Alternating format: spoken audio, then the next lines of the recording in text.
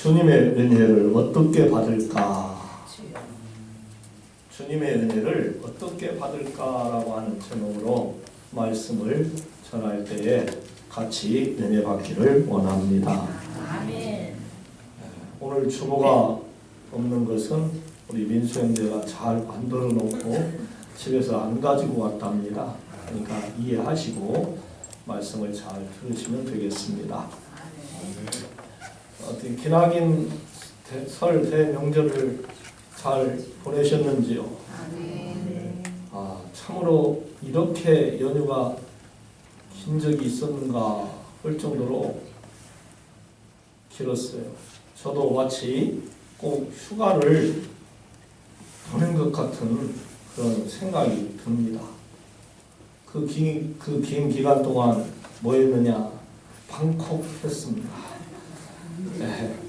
태국 방콕은 이 겨울에 날씨가 선선해서 사람들이 많이 찾아간다는데 방콕 거기까지는 못 가고 그냥 집에서 방콕 했습니다. 네. 이 모든 것이 하나님의 은혜입니다. 할렐루야. 사랑하는 성도 여러분, 긴 이 명절 동안 나름대로 잘 잡수시고 잘 놀고 쉬셨다고 한다면 하나님께 감사하시고 또 식구들에게도 감사하시고 함께 살았던 분들에게도 감사할 수 있기를 소망합니다. 전국 곳곳에서 크고 작은 사고와 재난이 얼마나 많이 일어났습니까? 또 김해 비행장에서는 비행기가 화재가 일어나가지고 사람들이 시겁했습니다. 또 눈이 전국에 많이 내려가지고 미끄러워서 교통사고도 참 많이 났습니다. 사람도 죽기도 하고 재산 손실도 있고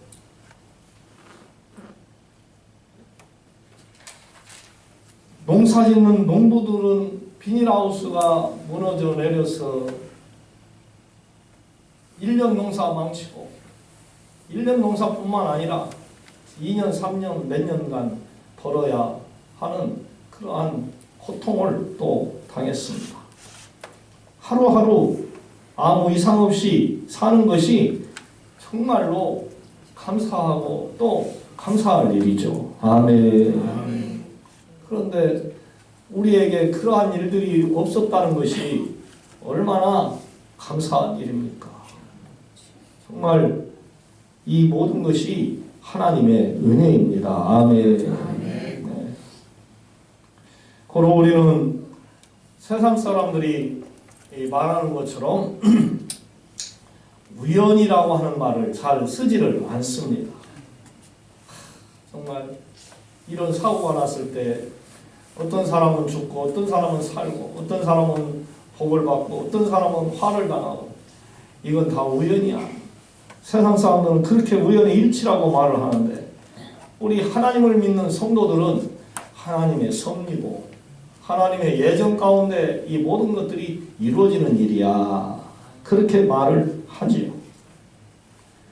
이 시간 우리는 하나님이 주신 이 본문 누가복음 4장 21절로 30절 말씀에서 주님의 은혜를 어떻게 받을까라고 하는 제목으로 말씀을 전하고 들을 터인데 이 말씀이 여러분에게 꼭 은혜가 되기를 주님의 이름으로 축원합니다.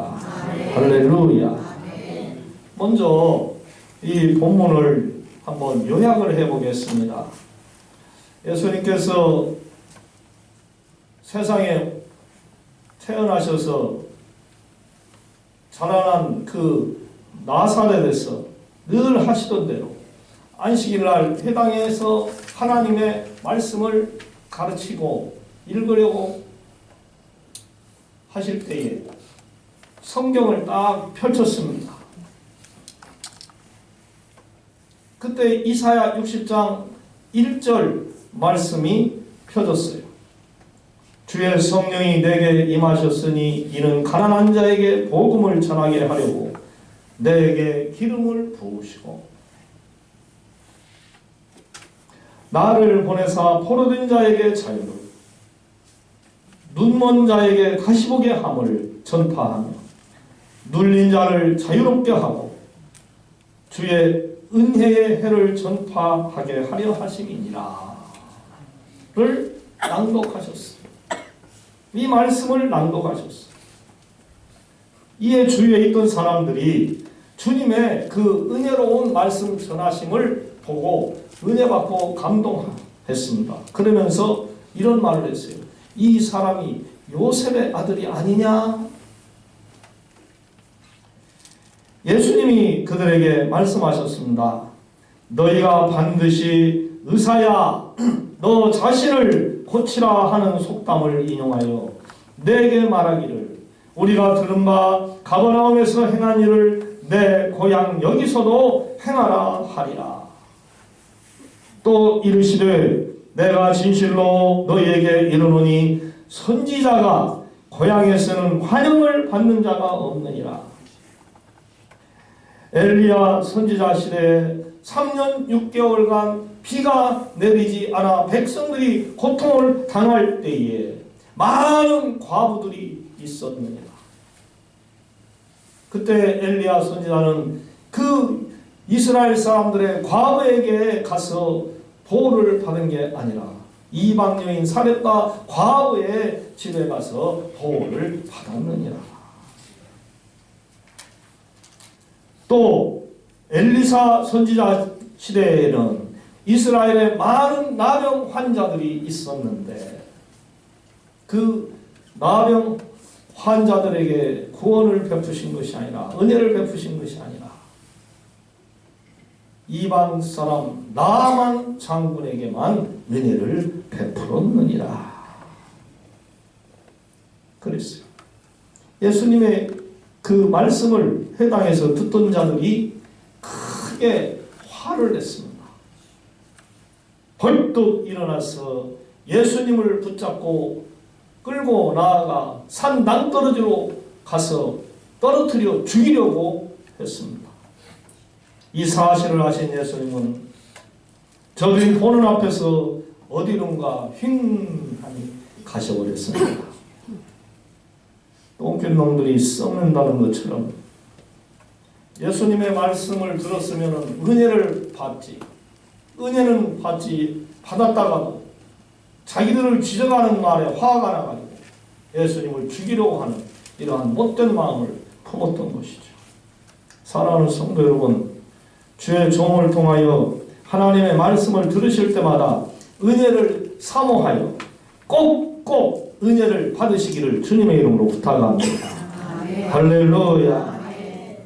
주의 종이 얼마나 열심히 준비를 해서 귀한 하나님의 말씀을 전하면은 그냥 먹이를 달라고 새끼들이 학입을 벌리고 소리를 내고 할 때 먹이를 넣어주면 막 맛있게 받아먹는 것처럼 받아먹어야지. 응? 더 맛있는 거 안 준다고 뱉어내기나 하고 더 다른 형제들보다 큰 것 안 준다고 짜증이나 내고 그러면서 안 먹는다고 한다면 그 새끼는 어떻게 되겠어요? 자연히 성장이 뒤처집니다. 형제들에게 밀립니다. 힘이 약해서 죽을 수도 있고요. 사는 것 자체가 힘들게 되죠. 교인들도 똑같습니다. 주의 종의 입술을 통해서 증거되주는 하나님의 말씀을 늘 은혜 받아야지, 은혜 받을 거야 하는 마음으로 말씀을 듣고 꼭꼭 은혜를 받아야 됩니다. 할렐루야. 그래야 좋은 믿음의 성도가 되는 거예요. 네. 이제 우리 성도님들께서 말씀을 듣는 중에 어떻게 은혜를 받아야 되시는지를 세 가지만 짤막짤막하게 말씀하겠습니다. 잘 들으시기를 바랍니다. 우리 서로 옆 사람에게 잘 듣고 은혜 받으십시다. 아멘. 할렐루야. 아멘. 네, 잘 듣고 은혜를 받아야 됩니다. 자, 첫 번째는 하나님의 말씀을 마음에 품으시기 바랍니다. 아멘. 본문 21절에 이에 예수님께서 그들에게 말씀하시되 이 글이 오늘 너희 귀에 응하였느니라 하시니. 이에 예수님께서 그들에게 말씀하시되 이 글이 오늘 너희 귀에 응하였느니라. 회당에서 예수님은 율법을 읽는 시간에 이사야가 쓴 이 말씀을 읽어 주셨어요. 주의 성령이 내게 임하셨으니 이는 가난한 자에게 복음을 전하게 하시려고 내게 기름을 부으시고 나를 보내사 포로된 자에게 자유를 눈먼 자에게 다시 보게 함을 전파하며 눌린 자를 자유롭게 하고. 예수님은 가난한 자, 포로된 자, 눈먼 자, 눌린 자에게 자유와 회복을 약속하는 이 말씀 전함이 사명이었다고 하는 것을 나타내셨습니다. 이처럼 예수님은 이사야의 말씀을 마음에 품고 실천한 사람입니다. 이는 그만큼 예수님은 세상에서 힘들게 살아가는 불쌍한 사람들을 회복시켜 주시려는 마음을 가지고 사명을 감당하셨던 겁니다. 예수님의 제자가 된 우리는 과연 무엇을 마음에 품고 지금 이 세상을 살아가고 있을까요? 솔직히 말하겠습니다. 세상 자랑과 물질인 돈을 마음에 품고 살 때가 많죠. 먹고 살아야 하니까 그래야 하지요 라고 말한다면 맞습니다. 당연하지요. 하지만 우리 주님께서 뭐라고 우리에게 가르쳐 주셨습니까? 사람이 떡으로만 살 것이 아니요 하나님의 입에서 나오는 말씀을 가지고 살아야 하느니라 고 말씀하셨죠.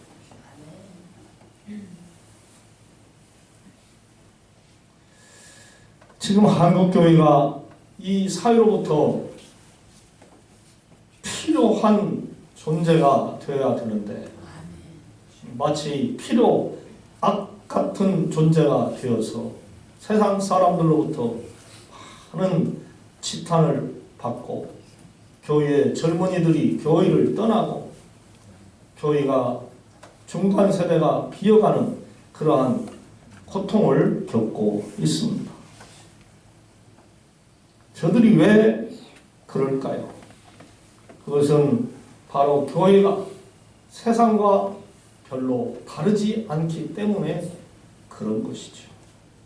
성도들은 뭔가 세상 사람들보다는 다르고 또 달라야 하는데 다른 것이 눈에 보이지 않는 거예요. 너나 나나 개찐 도찐이다 하는 식인 거예요. 너는 교회 장로인데 권사인데 안수집사인데 말과 행실이 그러냐? 그럴 바에는 뭐 하나님 믿냐? 그럴 바에는 무슨 교회 다닌다고 그러냐? 신자라고 그러고 거룩한 사람이라고 그러냐? 너의 행하는 행동을 보니 하나님 믿는 사람 같지가 않다. 이렇게 저들이 생각하고 말을 하니 교회가 그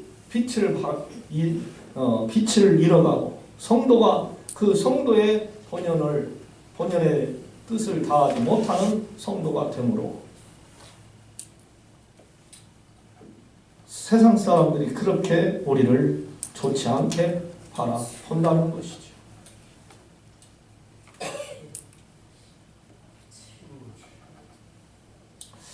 자, 그러면 교회가 세상과 구별되지 않고 성도가 세상과 구별되지 못하는 그 이유가 뭘까요?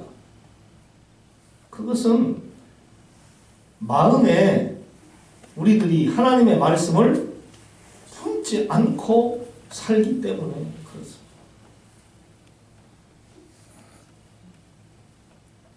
하나님의 말씀을 마음에 품고 그 말씀을 가지고서 실천하고 살아야 하는데 말씀을 마음속에 새기지를 않는 거예요.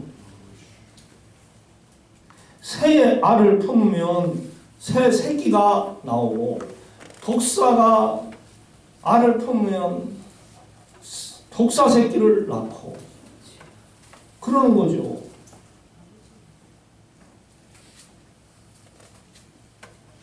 마찬가지로 교회가 하나님의 말씀이 아닌 세상 것을 품고 있으면 복음의 능력이 아니라 세상과 똑같은 거룩하지 못한 것이 나오게 돼 있어요. 우리는 지금 무엇을 품고 있습니까? 사랑하는 성도 여러분, 하나님의 말씀을 여러분의 마음에 꼭 품으시기를 바랍니다. 할렐루야. 네. 성도가 세상을 이길 수 있는 것은 무엇뿐이라고 했습니까? 믿음뿐이라. 세상을 이기는 것은 믿음뿐이니라. 믿음이 어디서 생깁니까? 하나님의 말씀을 읽고 듣고 묵상하면서 생기는 줄로 믿으시기를 바랍니다. 아이고, 오늘 말씀 들었는데 이것은 김 집사님에게만 통하는 거겠지? 우리 남편에게만 통하는 거겠지? 아이고, 잘난 장로님에게만 통하겠구만? 아이고, 꼬소로머네 목사님 오늘 장로님 신나게 때리는구만? 이렇게 생각하는 교인들이 있어요. 다행히 저는 우리 성도님들을 말씀으로 때리지 않아서 다행인데, 말씀으로 막 교인들을 혼내치는 목사님들은요, 꽤 있어요. 꽤 있는데, 그걸 들을 때 성도들은, 아이고, 꼬소로머나 오늘 장로님 신나겠다. 신나게 맞겠다. 그러면서 자기가 맞는 건 생각보다 자기는 얼마나 잘 신앙생활 하는 줄 알고 착각하고 자기를 때리는데 지금 자기 정신 차리고. 여러분, 하나님의 말씀을 꼭 마음에 새기시고 실천하시기를 바랍니다. 할렐루야. 그 다음에 두 번째로는 잘못된 선입견에서 벗어나야 하는 것. 본문 22절로 23절, 24절 말씀이 그 가르침을 주고 있어요. 사람에게는요, 스스로 만든 장애물이 있습니다. 자기 스스로 만든 장애물이 있다는 것. 그게 뭘까요? 편견이에요. 선입견이에요. 나이와 학력, 또 외모와 자격, 외모와 지역 등 제한된 정보만으로 쉽게 선입견을 만들어버립니다. 이 선입견은 사람으로 하여금 진실과 전혀 다른 방향으로 판단하게 만듭니다. 마치 봉사가 코끼리를 보고 표현하는 것과 같은 것이죠. 봉사는, 맹인은 눈이 떠지질 않기 때문에 코끼리를 보지를 못해요. 그러니까 어떻게 코끼리 코를 만져봤어요. 귀를 만져봤어요. 발을 만져봤어요. 그럼 그거 만져본 것만 코끼리는 이렇게 생겼다라고 말하는. 사람이 어떻게 생겼습니까? 머리도 있고 몸통도 있고 다리도 있고 손도 있고 눈도 있고 얼마나 들여내야 할 것들이 많습니까? 그런데 어떤 사람을 볼 때도 마찬가지예요. 예를 들어서 저를 바라봐요. 우리 목사님은 참 훌륭해. 그런 성도님들도 많이 있어요. 또 그런데 우리 목사님은 게을러. 또 우리 목사님은 사랑이 별로 없어. 사모님보다 사랑이 없어. 또 우리 목사님은 그냥 참 부족한 것이 많아. 이렇게 보는 성도님들도 있습니다. 그게 정답이에요. 그런데 좋은 것만 보고 우리 목사님 다 좋아 막 그렇게 말하는 사람도 있고, 또 나쁜 것만 보고 우리 목사님 아주 나빠 그냥 그렇게 막 표시를 하는 사람들이 있어요. 잘못됐죠. 잘한 것은 잘했다고 하고 못하는 것은 못한다고 말할 수 있어야죠. 맞습니까? 맞아요? 그래야죠. 그래야 편견에 빠지지 않는 거예요. 역사를 볼 때도 마찬가지예요. 교회 역사를 보나 한국 역사를 보나 세상 역사를 보나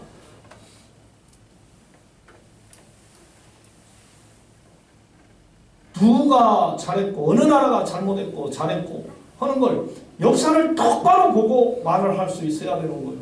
그냥 사람들이 말하는 것만 보고 말하면 안 됩니다. 뉴스 나오는 것 뉴스만 보고 듣고 말하면 안 되는 것입니다. 여러분 정치를 말하려면요 정치 공부를 많이 하세요. 예? 누구를 비판하려면요 그 사람에 대해서 파고 박사가 된 뒤에서야 말하세요. 제대로 알지도 못하면서 말하지 마세요. 예. 편견입니다. 그러니까 차라리 말이라도 안 하면 어디라도 간다? 중간이라도. 말하고 가만히 있으면 중간에 나가요. 똑똑한 척 나서서 그냥 시고차차고 말하면 무식한 사람 되는 거예요. 잔인한 사람 되는 거예요. 그냥 모를 때는 가만히 있고 하나님께 뭔만 해? 기도만 해요. 할렐루야. 하나님께 기도만 하세요. 탄핵이 되든 안 되든 신경 쓰지 마시고 그냥 하나님께 기도만 하시고, 하나님 이 나라가 어떠한 일을 통해서라도 서로 이렇게 잘 극복해서 경제가 살고 군대가 살고 국민이 사는 그런 좋은 나라가 되게 해주세요. 간절히 기도하시기를 바랍니다. 할렐루야. 괜히 말해봤자 무식한 입 된다니까. 이 선입견의 특징은 한번 각인이 되면은 쉽게 바뀌지를 않아. 네, 쉽게 바뀌지를 않아.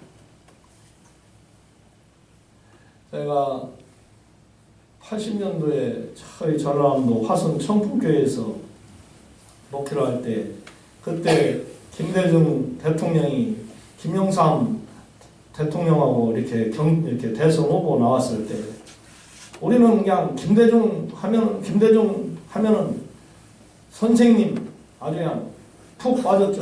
그때 어린 80대 몇 년도 넘었네. 86년도 7년도.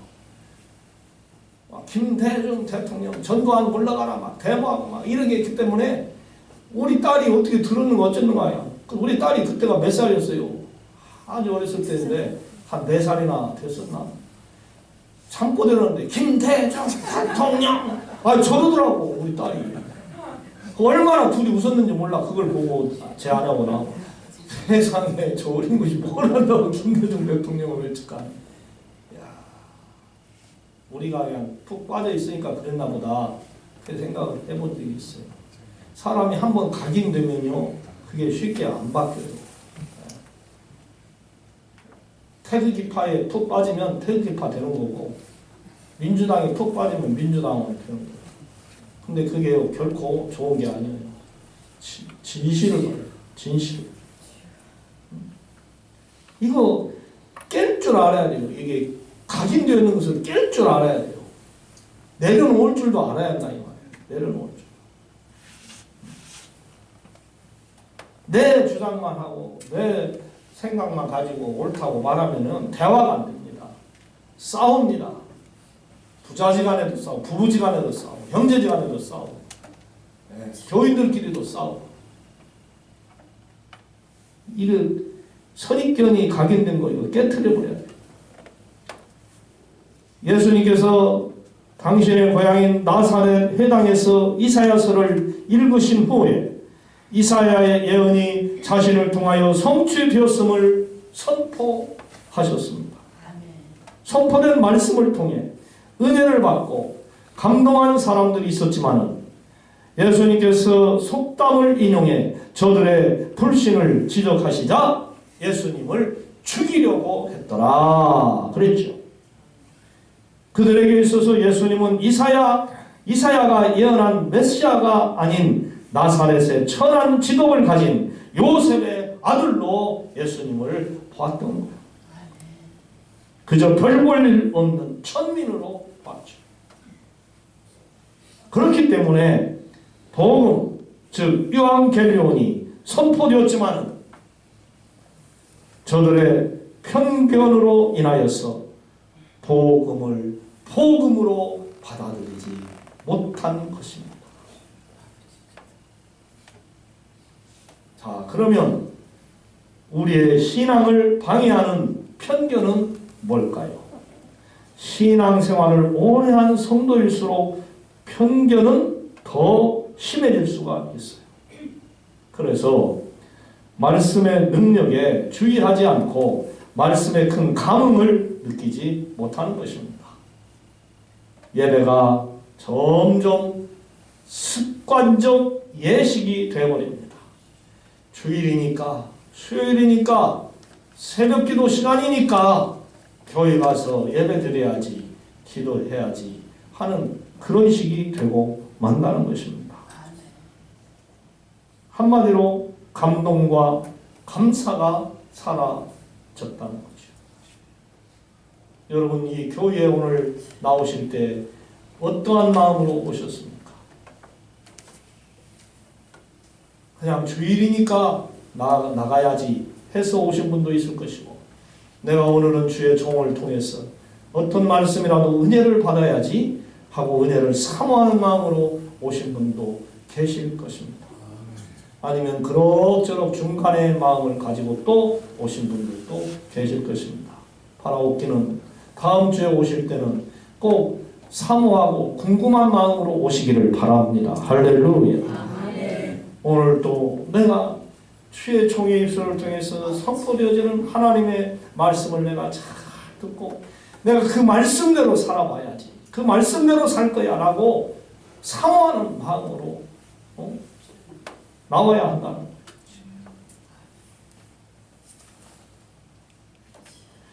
예배를 드리면서 진정한 감사를 느껴야 되는데 감사를 못 느끼는 거, 이게 성도의 큰 병입니다. 그냥 형식적인 거죠. 기쁨이 없는 예배를 드리는 거예요. 이런 예배를 하나님이 뭐라고 하느냐? 죽은 예배라고 해요. 나는 그런 예배 받지 않는다는 거예요. 내게 곡식이 없냐? 내게 사람이 없냐? 나는 돌을 들어서도 쓸 수 있는 능력이 있는 자다. 그렇게 말씀을 하시면서 당신을 따르는 사람들에게 중심을 나에게 보여다. 중심을 나에게 바쳐라. 그렇게 주님은 말씀을 하셨어요. 이 중심이 없는 예배, 생기 없는 죽은 예배, 감동과 변화가 없기 때문에 하나님이 결코 받지 않는다는 것이죠. 방금도 말씀드렸지만 하나님은 우리의 중심을 보십니다. 믿으시면 아멘. 아멘. 예배 드릴 때에 우리의 중심을 보셔요. 그러니까 이 예배를 드릴 때는요, 여러분 힘을 다해서 집중해서 예배를 드려야 할 줄로 믿습니다. 할렐루야. 아멘. 성경을 읽어도 들을 때 졸지 말고 잘 들어요. 찬송할 때에도 그냥 형식적으로 부르면 안 돼요. 힘있게 사모하는 마음으로 그 가사가 나에게 무슨 의미를 주는가 이걸 생각하면서 찬송하고, 기도를 들을 때에도 믿음으로 기도하죠. 사랑하는 마음으로 형제를 위하여 성도를 위하여 기도해주는 그러한 감동이 있어요. 진실이 있어야 합니다. 그때에 그것을 바라보시는 하나님이 내가 너의 그 중심을 보리라. 보고 내가 갚아주리라. 그렇게 해주시는 거죠.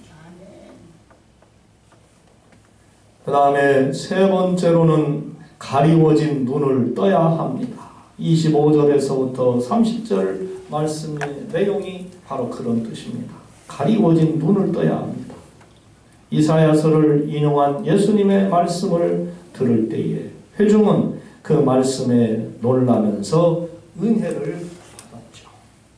그러나 본인들을 지적하는 말씀에 그들 중에 일부가 화를 내면서 예수님을 낭떠러지로 데려가서 떨어뜨려 죽이려고 했습니다. 엘리야 선지자 때 흉년이 들었습니다. 그때 하나님은 이스라엘의 과부들이 아니라 이방의 과부 한 명을 구해주셨고, 또 그 후에 엘리사 선지자 시대에도 이스라엘의 나병 환자들이 많이 있었는데 바로 이방 나라 군대장관인 나만을 구원해 주셨더라 그랬죠. 하나님이 유대인이 아닌 이방인들을 고치고 구원한 내용은 그 당시 지독한 선민 사상을 가지고 살았던 그 백성들에게는 아주 분노하게 되고 화를 나게 하는 그러한 부분이었어요. 그러니까 회중들이 그 예수님의 말씀을 들었을 때, 자기들 지적하는 말씀을 들었을 때 격분한 거죠. 2021년에 개봉된 자산오라고 하는 영화가 있습니다. 이 영화는 조선시대 학자였던 정약전이 1801년에 전라도 흑산도에 유배되어서 1814년까지 거기서 생활했던 내용을 담아서 만들어낸 영화입니다. 이 영화는 여러 명대사가 있는데 그 중에서도 유독 사람들에게 감동을 주는 명대사가 하나 있었습니다. 그것이 뭐였느냐? 주자는 참 힘이 세구나. 주자는 참 힘이 세구나. 그거였어요. 이는 정약전이 자신이 서양 학문과 천주교를 공부했다는 이유로 주자학을 기준으로 삼아 자신을 죄악시하고 혐오하는 제자에게 한 말이었습니다. 대부분의 사람은 그 시대의 주류 사상을 기반으로 가치 판단을 하면서 살아갑니다. 그래서 그런지 조선 사람들은 그동안 알고 있던 성리학, 이 성리학에 기초한 사상 외에는 다른 학문이나 사상을 알아주지를 않았습니다. 무시해버렸습니다. 마찬가지로 나사렛의 회중도 역시 지독한 선민 사상 때문에 예수님의 진리의 말씀을 받아들이지를 못한 것입니다. 그들의 선민 사상은 그들을 교만하게 만들었고 눈을 가리게 된 것이죠. 우리로 하여금 말씀을 받아들이지 못하도록 눈을 가리게 하는 것이 뭘까요? 나의 편협한 자기의인가? 아무도 알아주지 않는 나의 개똥철학인가? 나의 세상에서 벗어나지 못하면요, 하나님의 온전한 뜻을 받아들일 수가 없습니다. 여러분 자신을 내버리시고 하나님의 말씀에만 집중하는, 그 말씀만 붙들고 사는 그러한 신자들이 되시기를 주님의 이름으로 부탁을 드립니다. 할렐루야. 나는 이런데, 내가 이런데, 나가 앞서면은요, 안 돼요. 우리 앞에는 항상 누가 앞서야 되느냐? 하나님이 앞서야 할 줄로 믿습니다. 성경 말씀이 앞서야 될 줄로 믿습니다.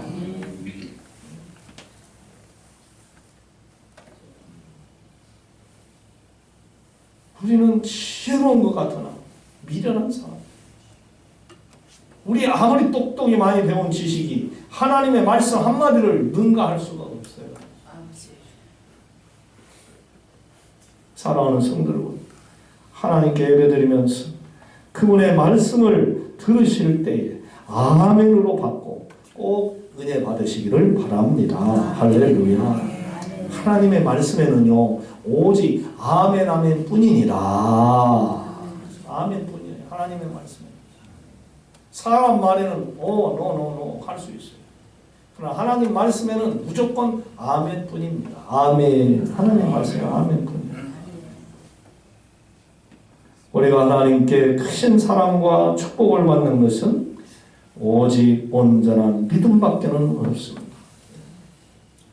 오나옵기는 이 시간 이후로 오직 주님의 은혜를 믿음으로 온전히 받아서 진정한 성도가 되시기를 주님의 이름으로 부탁을 드립니다. 아멘. 사랑의 하나님, 이 시간 이후로 예배를 드릴 때마다 하나님의 말씀이 선포되면 그 말씀을 잘 듣고 그 말씀대로 살아서 은혜 받고 은혜로운 성도로 살게 하여 주옵소서. 예수님의 이름으로 기도하옵나이다. 아멘.